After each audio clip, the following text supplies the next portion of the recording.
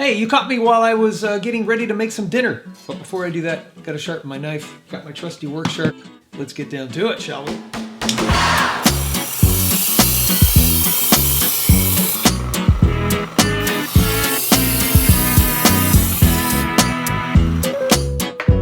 There you go. Now I gotta go cut off the fat for my chicken. Hey, if you want a work sharp, use one of my links down below. Order yourself a work sharp. You can sharpen up all of your knives, including your kitchen knives. Very easy to use, very effective, and gets razor sharp. You might want to buy one. Use my link. It doesn't cost you any more, but it does help me out. Thank you.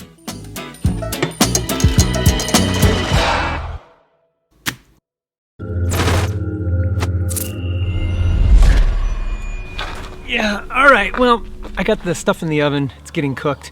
And, you know, what I wanted to share with you today are a couple of things. One, some of you may remember in a couple of episodes ago, I said I was moving offices, and I did. I moved my office and my little studio, my editing room, to another part of our house, and I uncovered some things. And so I figured, you know what?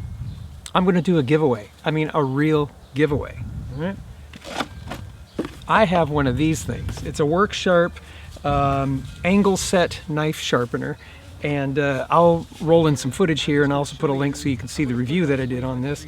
And Worksharp was kind enough to send me one of these and a few other things to do reviews on, and quite frankly, I've got a whole lot of Worksharp stuff, and I don't need this one. It works great, but if you would like it, it's going to be free.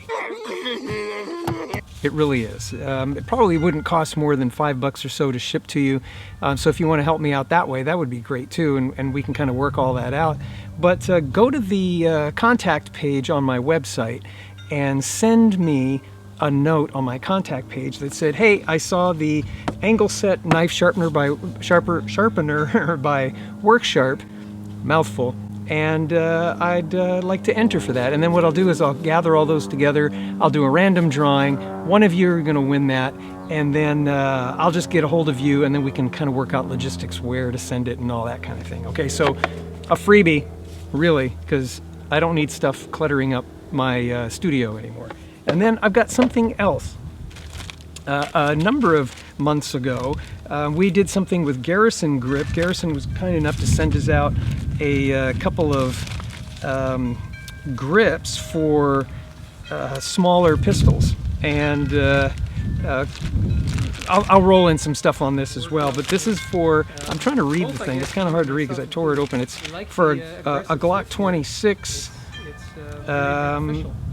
yeah, long magazine Glock 26. So I've used this one, and this is also for a Glock 26, and I've used this one, but it's the XL grip extension for those of you guys who have a little heftier hand.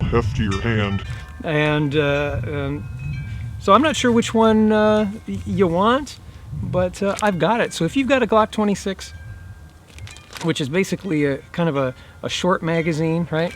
And you need a little extra purchase on that magazine so that you could grip that thing really well. I know I do, and I've got a couple on mine. But these are some spares, and I'd like to give them away too. And so I'll just throw them in an envelope and send them to you. But do the same thing.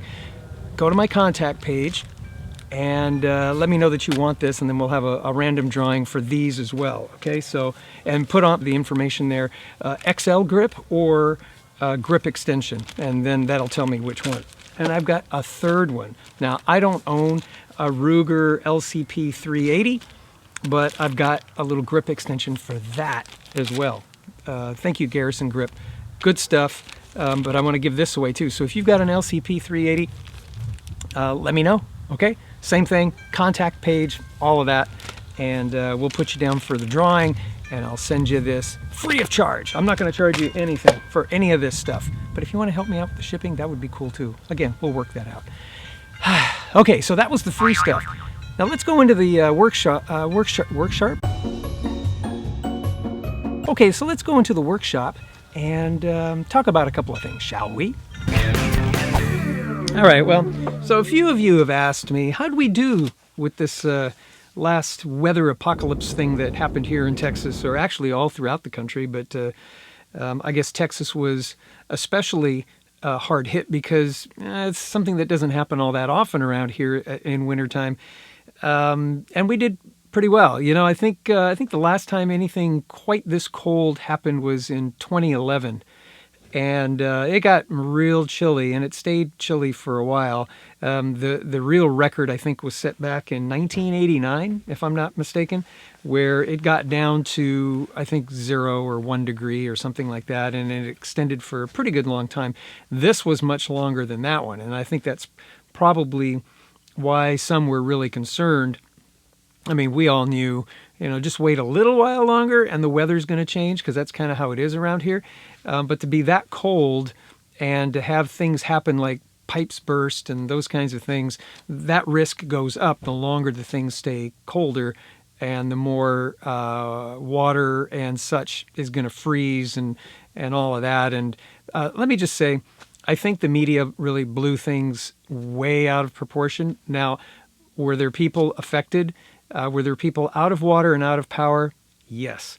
But this too will surely pass. And for those that were affected by that, my heart goes out to you. There were some folks at our church that were affected by that. And, we just gathered around, and those that could invited people in. They could take showers, and so things got a little disrupted and a little bit of a hassle, but it passed. And for the most part, at least where I'm at right now, things are back to normal. Well, I guess normal. The other day it was 72. Yesterday was almost 80. So we went from 0 degrees to 80 degrees in a span of about a week, which it happened all at once. And then tomorrow, or in a few days from now, I guess it's going to drop down to in the 50s, and we'll get some rain and all of that. So things are always changing around here, but we fared well. And one of the things that helped us stay well, where it was within our control, was we prepared. And our refrigerator and our freezer were both stocked. I have a power generator in case something were to happen. I could always fire up the generator and at least get some energy to the house, or energy to some of the house for vital things. And gosh, can I just say this? Can I digress just a little? I heard story after story on the media about how people were losing food in their freezer because power went out for a few days. And that's terrible, but they lost stuff that was in their freezer. Things spoiled. Folks, it was 0 outside. Take it out of your freezer and put it on your back porch. It's going to stay frozen. Really. It's going to stay frozen. So the things the media picks to talk about and just kind of blow out of proportion is kind of silly. And, we were thinking about that. If things were to have, power were to have gone out, I got a fireplace. I could fire that up, crack a window so you don't end up causing carbon monoxide poisoning and all that. And we could stay warm.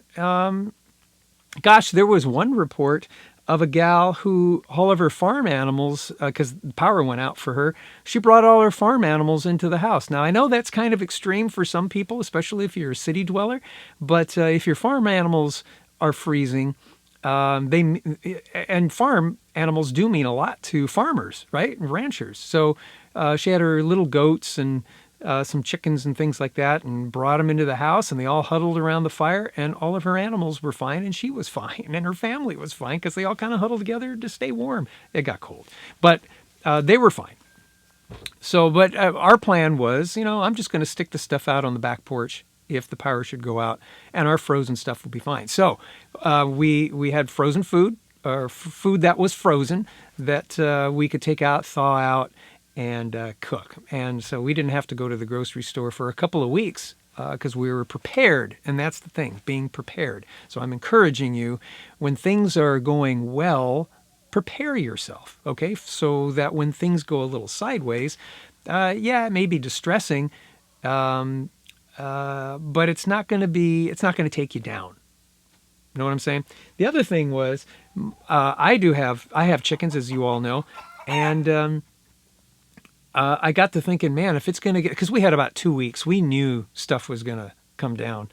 And this is where I kind of neglected to take care of things. I knew for about 2 weeks we were going to get to almost zero. We were watching the temperature in the models, and it was going to be 2 degrees and then -1 and 0. So we knew for a couple of days it was going to be cold. What am I going to do with my chickens? Well, what we normally do is we stick a heat lamp in when things get down to about 28 degrees or so. Our particular birds love the cool weather, so they didn't mind cold nights. They just huddle together and they're fine. They've got nice down feather coats on, and they do pretty well. But when it gets a little cold, I like to keep them comfortable, so I put a heat lamp in there. Well, the one thing that we don't have normally is a way to keep their water from freezing. And typically, if it just kind of gets cold overnight and it's a little frozen, they're going to be okay for a couple hours. And then when I get out, I just take and I break the ice and they've got water. But this went on for a couple of weeks, and we knew that. So we thought, let's run down to our farm and fuel and pick up a water heater of some sort for our chickens. And guess what? They were all out. Well, there were only 2 of them in stock, and 2 guys before me got them, and they didn't have any because that just doesn't happen much around here. So we had to stop and scratch our heads and go, what were we going to do? So what we did was we had a heating pad, a medical heating pad that you can get at Walmart for like $9. We wrapped it in some plastic, wrapped the thermostat switch, put it on high, put the water container on top of that, and it's a metal water container. We made sure, and kept checking to make sure that it would not catch fire and melt the plastic, and it didn't, because it doesn't get that hot. I mean, heavens, the material itself is kind of a plastic vinyl that goes over that heating pad. So I knew all I was really doing was kind of keeping it semi-water proof, or at least water resistant, so it wouldn't get wet in case the chickens knock the water over. And then we just put the thing on top of there, and they had actually nice toasty water the whole time, as long as we had electricity. And I had an alternative for that as well. We can get electricity out to where the chickens are. It was funny. We made a little bit of a joke because the chickens would go outside for just a few moments, see the snow, and then go back inside their pen and huddle around the water heater because it was nice and warm right around there. So they just kind of stay around the water, and they were toasty warm. Pretty cool. But the water is not frozen.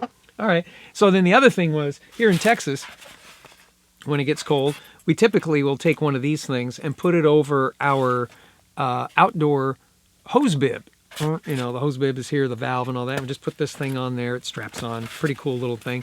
And it keeps things from freezing when things are around 25 degrees and overnight. And we'll put that on and it works. Well, I thought, if anything, I'll have this one, but for some reason I didn't have the other 2 for my hose bib. So we thought, well, we'll just run down to our local hardware store and pick up a couple. I went in about a week ahead of time, and they were all sold out.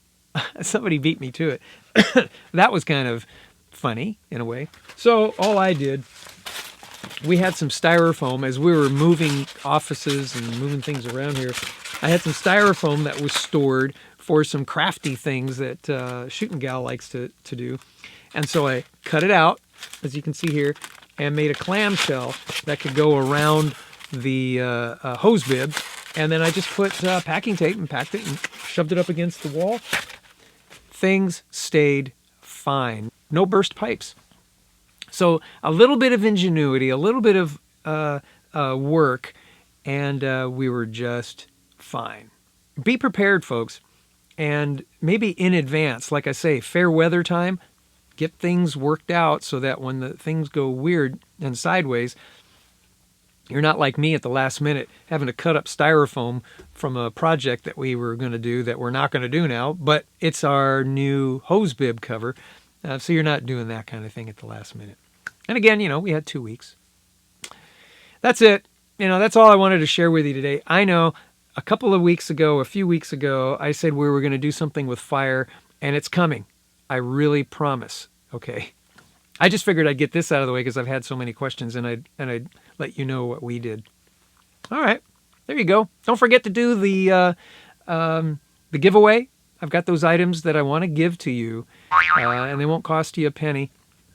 We may work out a little bit. I got to figure out what that work sharp is going to cost to ship. It shouldn't be too much, but we'll talk about that.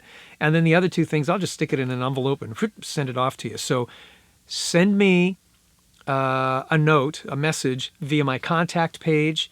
Don't leave a message down below. Just don't do that, because it's very difficult to kind of tally through that. If you send it through my contact page, I get a list, and then I can assign a number to that, and then we'll do a random drawing. We'll pick a number through that random number generator, and that'll be the person that I'll send this stuff to. Fair enough? All right. So subscribe if you're not, though. I would really appreciate that. And we do have a Patreon page. You can help us out that way, or you can just drop us some coin at our I've got a link to a gift giving page that we have. It'll help us out a lot. You guys are awesome. Thank you for joining me. Thank you for being here.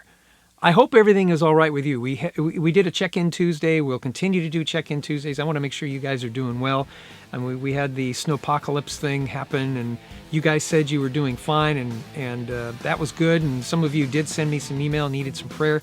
I'll pray for you. My wife and I pray every night, and you're part of those prayers if you have some needs. So let us know. And we rejoice, too, at the same time when you have some good things that are going on. So don't forget, join us on Tuesdays for Check-In Tuesday, okay? And certainly on Thursdays like this when we have some things that we'd like to talk about, and we'll do a review. I've got a review on fire things. Fire. Okay. We're going to set some things on fire next time. I promise. God bless you. God bless America. May America bless God. See you.